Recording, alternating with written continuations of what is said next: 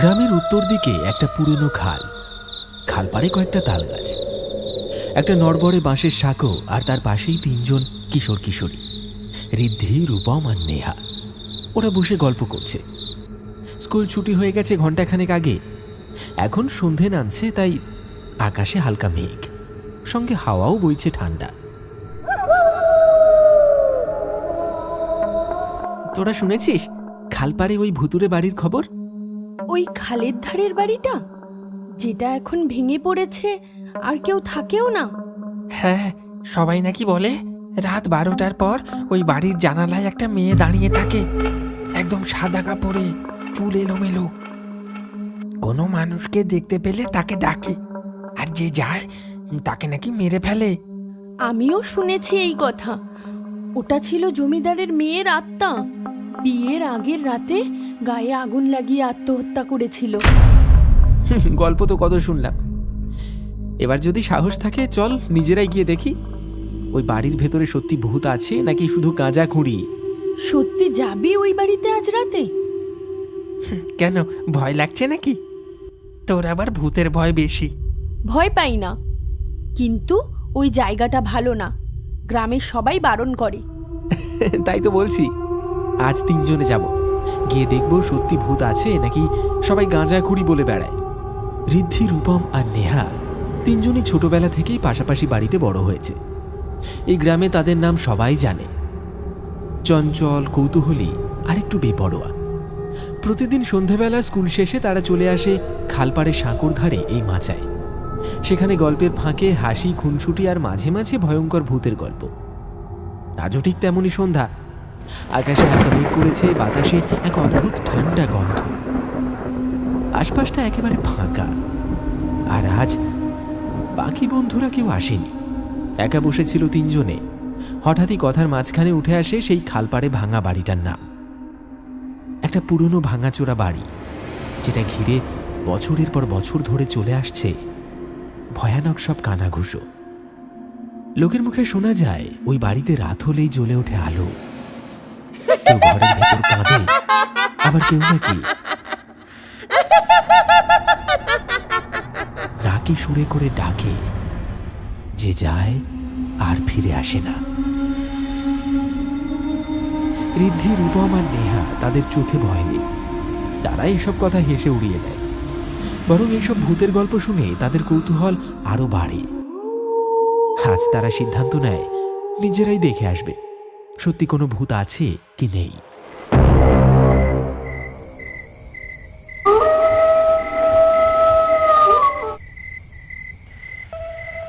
তিনজনেই হাতে লাইট নিয়ে রওনা দিয়েছে সেই ধ্বংসপ্রায় বাড়ির দিকে। চারপাশ নিস্তব্ধ, ফাঁকা রাস্তা ধরে ধীরে ধীরে হেঁটে চলেছে তারা। রাস্তার পাশে বিশাল ঝোপঝাড় আর বাতাসের শোঁ শোঁ শব্দ, ঝিঁঝি পোকার একটানা ডাক আর মাঝে মাঝে কোলা ব্যাঙের চিৎকার।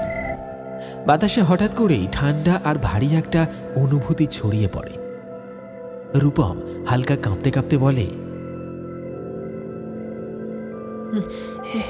এই রাস্তা দিয়ে তো দিনের বেলাতেও লোক হাঁটে না, আর আমরা যাচ্ছি এই অন্ধকারে।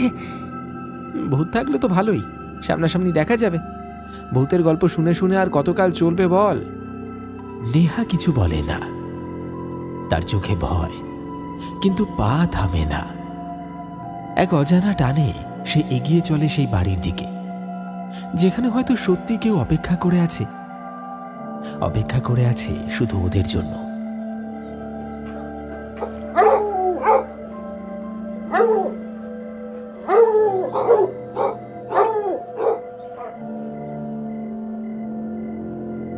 রূপম, লাইটগুলো ঠিক করে এনেছিস তো? ভিতরে ঢোকার পর যদি ব্যাটারি ফুরিয়ে যায় তাহলে কিন্তু বেজায় মুশকিল হবে। আরে না না, টেনশন কিসের? কাল রাতেই আমার বাবা একদম নতুন ব্যাটারি লাগিয়েছে। চল চল চল, নির্ভয়ে চল।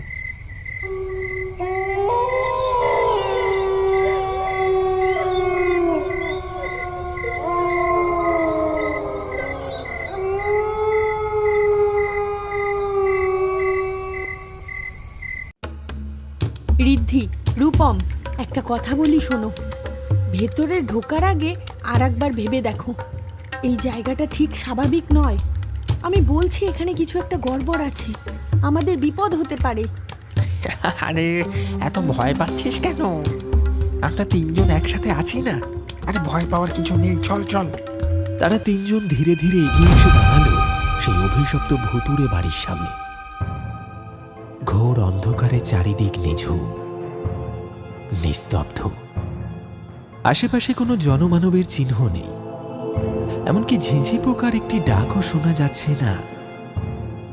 তিনজনের চোখে ভয় স্পষ্ট, কারো মুখে কোনো কথা নেই। তারা চারপাশটা ভালো করে তাকিয়ে দেখল সামনে দুটো তালগাছ মাথা উঁচু করে দাঁড়িয়ে আছে, যেন পাহারাদার। হাওয়ায় গাছের ডাল দুলছে ভয়ঙ্কর ভাবে।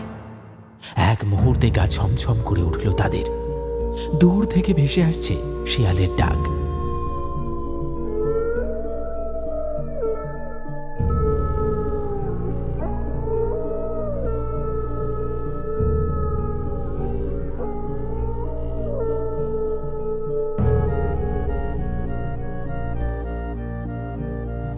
বাড়ির সামনে ভাঙা কাঠের গেটটা বাতাসে অল্প অল্প দুলছে। হঠাৎ নেহা ফিসফিস করে বলে ওঠে, ওই, আমার কেমন অস্বস্তি লাগছে।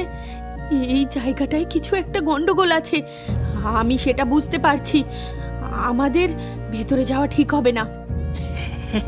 নেহা, আমরা ভাবতুম তুই খুব সাহসী, কিন্তু তুই যে একেবারে ভিতর ডিম। তুই আমার সাথে চল, ভিতরে কিছু নেই রে। তিনজন ধীরে ধীরে কাঠের দরজাটা খুলে বাড়ির ভেতরে পা রাখল। মেঝেতে ধুলো জমে আছে, বাতাসে একটা পোড়া কিছুর গন্ধ, পুরনো ছাই, পোড়া কাঠ আর কিছু একটা পচে যাওয়ার মতো গন্ধ। ঘরের দেয়ালগুলোতে পুরনো সব ছবি, জমিদার পরিবারের স্মৃতি। কিছু ঝুলে আছে, কিছু আবার পড়ে আছে মেঝেতে। গ্লাস ভাঙা, ফ্রেম পোড়া। তারা তিনজন আলাদা হয়ে আলতো পায়ে এদিক ওদিক হাঁটছে। এমন সময় হঠাৎ নেহা খেয়াল করল ঘরের ভেতরে কেউ একজন হেঁটে হেঁটে যেতে যেতে যেন অদৃশ্য হয়ে গেল। ছাড়বো না, কাউকে ছাড়বো না, সবাইকে মেরে ফেলবো। রূপম, আমি কিছু দেখেছি। একটা ছায়া গেল ওই ঘরের দিকে। কই, কোথাও কেউ নেই তো। তুই এখানে কাকে দেখলি? আমি একটু আগেই দেখলাম এক মহিলা ঘরের ভেতরে হেঁটে যাচ্ছিল, কিন্তু হঠাৎ করে হাওয়ার মতো মিলিয়ে গেল। নেহা সামনের ঘরটার দিকে এক দৃষ্টিতে তাকিয়ে রইল। সবাই তাকে অনুসরণ করে। সে এক দৃষ্টিতে তাকিয়ে আছে সেই খোলা দরজার দিকে। কয়েক সেকেন্ড আগেও সেখান দিয়ে কেউ হেঁটে গিয়েছিল। নেহা, তুই সত্যি বলছিস এখানে কেউ ছিল? আমি সত্যি বলছি, আমি একটা বউকে দেখলাম আমার সামনে দিয়ে হেঁটে যেতে যেতে হাওয়ায় অদৃশ্য হয়ে গেল। সাবধান হয়ে থাক সবাই। এই বাড়িটা দেখতে যতটা আজগুবি ভেবেছি ঠিক ততটা নয়, কিছু একটা রয়েছে। তাহলে চল না, এইখান থেকে পালাই, আমার খুব ভয় করছে। আর একটু অপেক্ষা কর, তারপর চলে যাব। তারা ধীরে ধীরে এগিয়ে গেল সেই ঘরের দিকে। দরজার কপাটটা আধ খোলা। হালকা ঠান্ডা বাতাস আসছে ভেতর থেকে, আর ভেসে আসছে কারণ নূপুরের শব্দ, যেন ভেতরে কেউ হেঁটে চলে বেড়াচ্ছে। ঋদ্ধি কাঁপা কাঁপা হাত বাড়িয়ে দরজাটা ঠেলি। একটা ক্যাঁচ ক্যাঁচ শব্দ করে ধীরে খুলে গেল পুরনো কাঠের কপাট। ঘরের মাঝখানে একটা পুরনো কাঠের বিছানা, আর বিছানার একপাশে পড়ে রয়েছে একটা কঙ্কাল।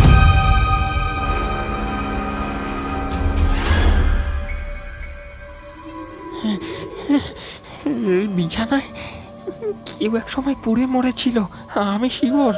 না না, এটা খেলা না, এই বাড়িতে কিছু একটা আছে। ও চায় না আমরা এখানে থাকি। ও আবার জেগে উঠেছে, আমাদের কাউকে ছাড়বে না।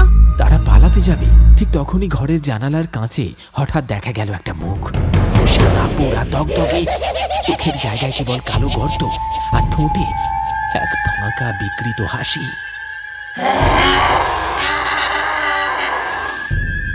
তিনজনে একসাথে চিৎকার করে পিছিয়ে আসে। হঠাৎ করে দরজাটা ভেতর থেকে বন্ধ হয়ে যায়।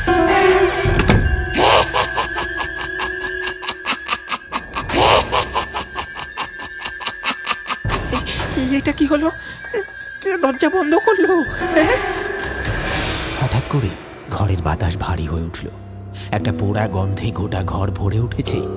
তিনজনই দরজায় ধাক্কা মারতে লাগলো, কিন্তু দরজা খুলতে পারল না। সবার কানে ভেসে আসছে একটা মেয়ের কান্নার শব্দ।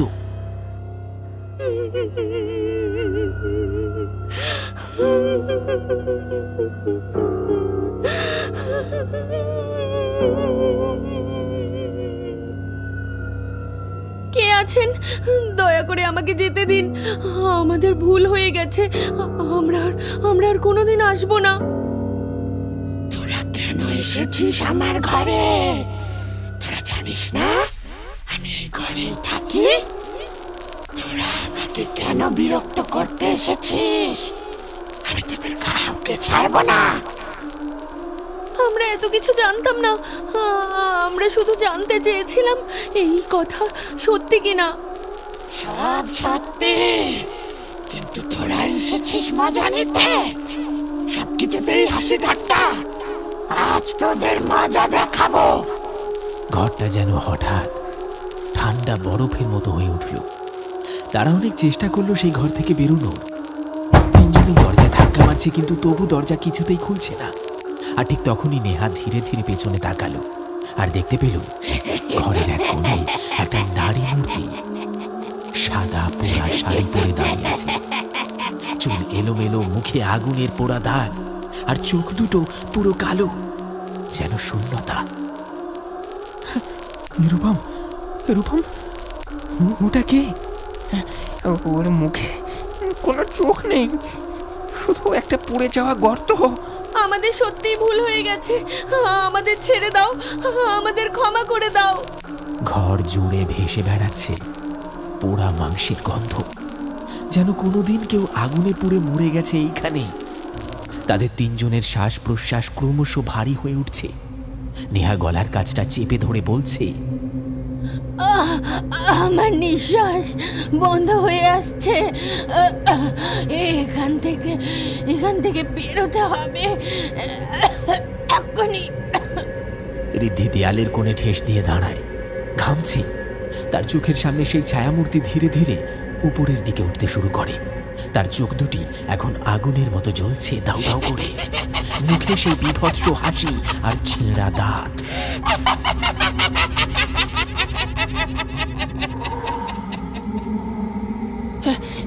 এই হাসি বন্ধ করো, বন্ধ করো এই হাসি, আমার মাথা ফেটে যাবে।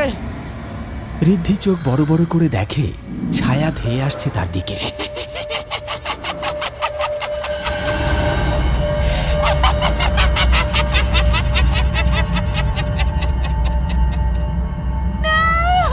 নেহা হঠাৎ করে আর্তনাদ করে মাটিতে পড়ে যায়।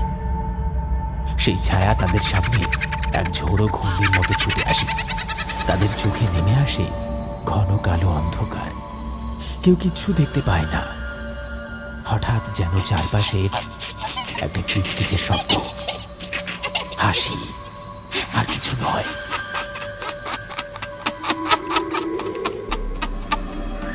তিনজন মাটিতে ঢলে পড়ে।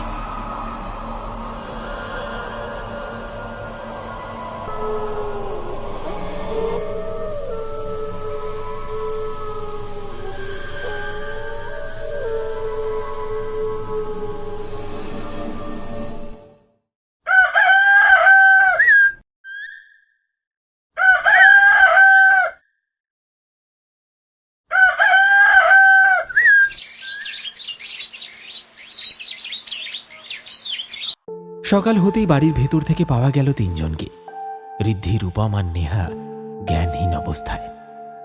গ্রামের লোকজন ধরাধরি করে তাদেরকে বাড়িতে নিয়ে আসে। তিনজনেরই আস্তে আস্তে জ্ঞান ফিরে আসে। তারা বুঝতে পারে সত্যি সেই বাড়ির ভেতরে সেই মেয়েটির আত্মা এখন রয়েছে। আর সেই দিনের পর থেকে তারা আর কোনোদিন সেই বাড়ির দিকে পা বাড়ায়নি।